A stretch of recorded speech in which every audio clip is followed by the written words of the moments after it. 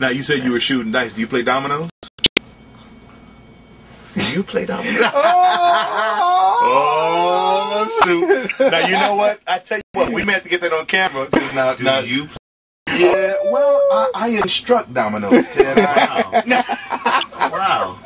I'm not an instructor, but I play. Dominologist, Doc. I'm a dominologist. Oh, okay, all right. Now, y'all see that? We sitting up here having a good time. No, I'm just teasing. Do you play chess? Yeah, actually, I do. Yes, I do. Absolutely. No one never played New Jack Swing chess.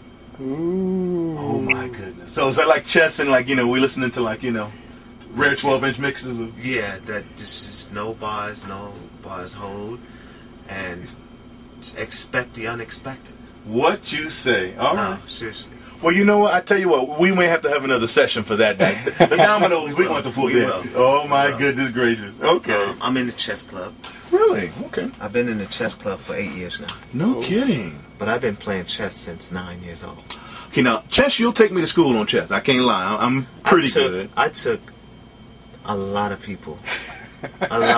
But one of the main examples, because I told him I'm going to publicize this all over the world so the world knows about it. Here it goes. Bishop Noel Jones. Noel Jones. You know how he always publicized he's the best chess player. Now, my Bishop. goodness. Bishop. Bishop. Uh-oh. The only bishop to play has been chess. dethroned. But I took him off his throne and I let him take back moves, and he still couldn't get me. Wow. Have you dethroned anybody in dominoes yet? Yeah. Okay. Listen to that. Yeah. Okay. We want to check that. I was on the New Jack Swing. No, actually Blackstreet tour with New Edition and Blackstreet. As we were smashing them, I was smashing a bodyguard in dominoes. Oh my God. Big Dave, who's now Big Bob. Yeah. You know Big Bob? Light skinned Big Bob? But yeah. I've heard of the name.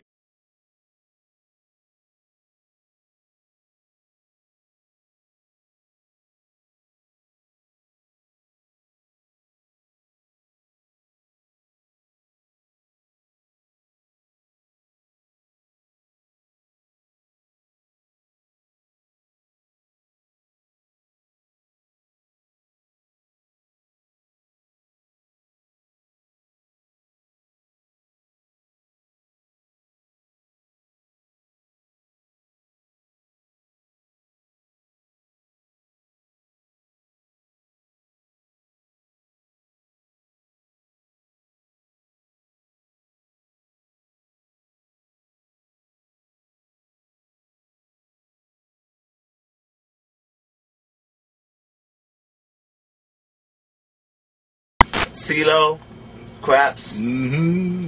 Puffy can publicize what I did to him. Uh-oh. We You hear took that? a bag full of money from Puffy, and he didn't want to do the song with me anymore. Oh, He came to Kenya, thinking he was going to take our money, him and Andre Harrell, and I got on him, and he had Jennifer Lowe counting the money. Oh my goodness. Jennifer Lowe was counting the money, and he was getting mad at her because she was counting it right. And we took about 20 grand from them. Oh my goodness. Yeah, we don't play. We're serious about this, for real. What you say? Cards, it doesn't matter. Wow. Okay, well, It doesn't matter. In fact, there's not a great card party without Teddy Riley there. Are you serious? And that's throughout California. I came to California and they put together a card game, and it's called Philly Finest. And they get together on Sundays, and they have the casino people come. Yeah. The legal people from casinos, Vegas, they come and they bring the actual games here. And we have our little games on the side, and I brought Cedric the Entertainer out. A lot of major people, Dwayne Wayne, and a lot of people came out, and one time I didn't show up. They were like, "We don't want to gamble." Wow. Well, you know what? Since we're on camera, I'm gonna do this, and we'll move on to the next question. Let me withdraw my domino woofing now. Because see, I don't have the budget as a Puffy or a TR yet. No, you know, I now play for fun. Oh, okay, because me and Jack, I'd rather play for fun. We got like so buttons and it doesn't get like how Puffy was. You know, we didn't get to do a song on the Puffy and Family album because I beat him so bad he left. And I thought what he thought was he can beat me, and then next thing you know, I'll do the song for free. Okay. But when I took his money, that was the money that he came to just give me to do the song. Oh my goodness. So he figured he could pay me in cash because I would do anything for Puff. All right, now you heard that, Puff. Jenny Lowe was like, 5. Jen Lo, she knows. J Lo, she knows. Oh, she was there counting the money, looking at me like, this is New Jack Swing. baby. Yeah, we'll verify that. Oh my God. Baby. Let me try and move on. Oh. Yep. No diggity. I am a high roller, without saying. Wow. It comes because of where I came from. Mm-hmm. I am the original Harlem World. What you say? And that Puffy can tell you. Everybody can tell you, Harlem World. I am one of the original Harlem Worlds, and I grew up with Harlem World. I was in Harlem World. I'm one of the Harlem World high roller hustlers from 16th Street to 119th Street to 125th Street, 127th Street, 135th Street, 145th Street. Wow. The first after-hour spot, major after-hour spot, is 404. My uncle owned it. And that's Uncle Willie. And he owned the Rooftop, too. We had Rooftop Records, if you guys know the history. Yeah, I've heard of that. Rooftop Records is the real Harlem World. First record company. We did Go See the Doctor. We did You Know What Time It Is. Yeah. And Rooftop Records loaned its services and record company to Jive Records and discovered Kumo D, away from the Fearless Four. Mm-hmm. He went into doing his solo, and Rooftop Records put him out and gave him his career to Jive Records, and we came up with Wild Wild West. You are like walking history. Wow. We came up with a bunch of things, and that's the history of New Jack Swing. I gotta ask this now: where in the blankety blank is Jane Child? Jane Child. We actually seen each other this year past at the NAMM show. Wow. And she just looked at me and stared and sweared she saw a ghost because she thought she would never see me again. And I thought I would never see her again. Really? Okay. That record was the record that kept me in the music industry after leaving Gene. After Guy and all of us leaving Gene. Okay.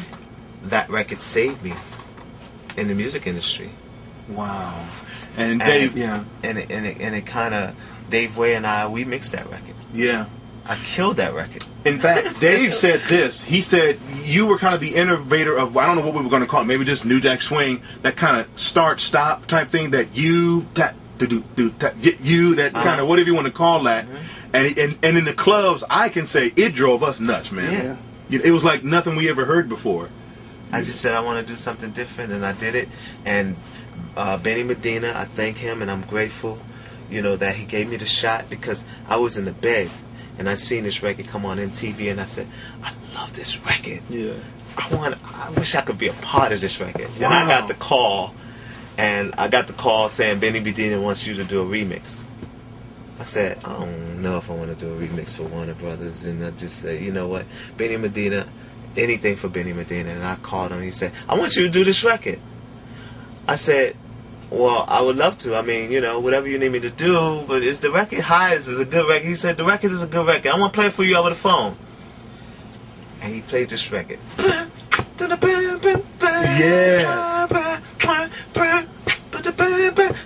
I said, oh my God. This is the record I want to be a part of. This is the record on MTV. And I said, yo, I'm down. It's a done deal. Send me the thing.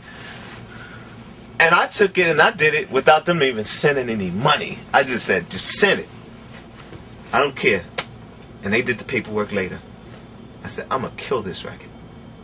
Wow. And I killed it. I spent 5 days. I put my heart into this record.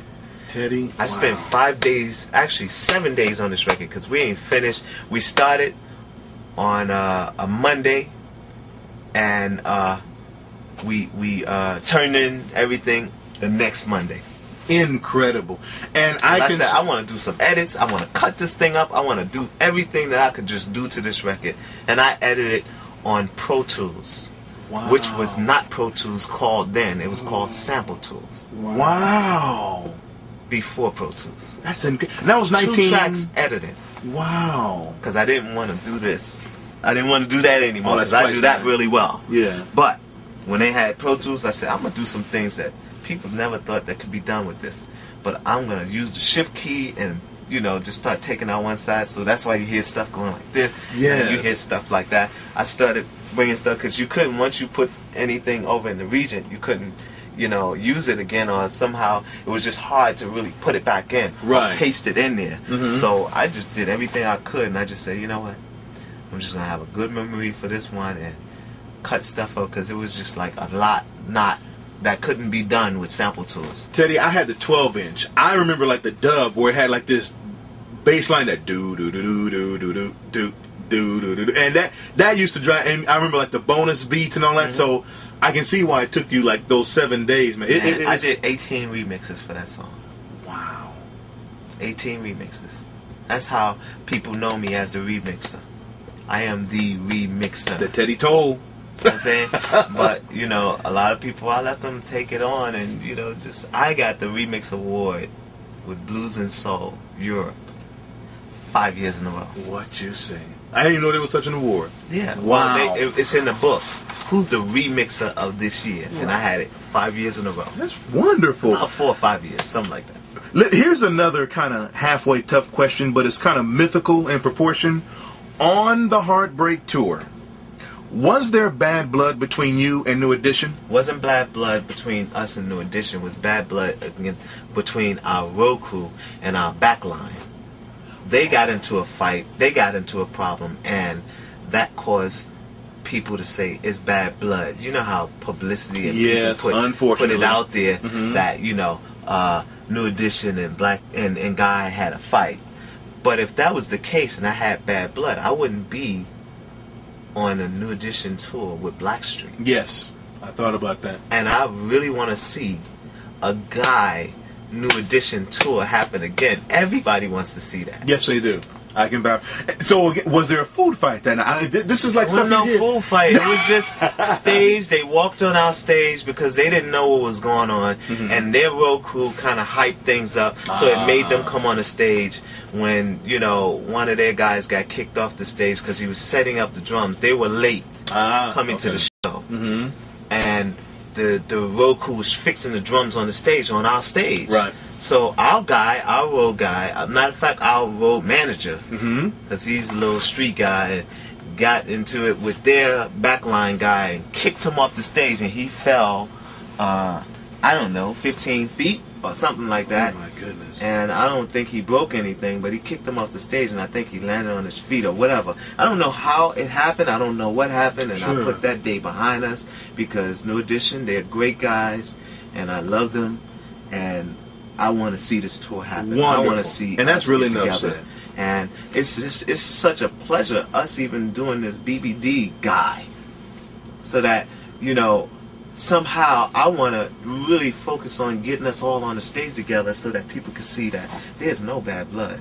Good. That's what we wanted to hear. You know what I'm saying? That's what we wanted. But it was a rumor for a long time. So, you know, I don't know how it's going to work out, but I am going to call them on the stage, and I'm going to give them a hug on stage so people can see there's no bad blood. We'll be there. Wow. That's wonderful. That's cool, so, Ted. Y'all getting the inside because probably this is not going to come out for, you know, after the concert. This is true. Yeah, this is true.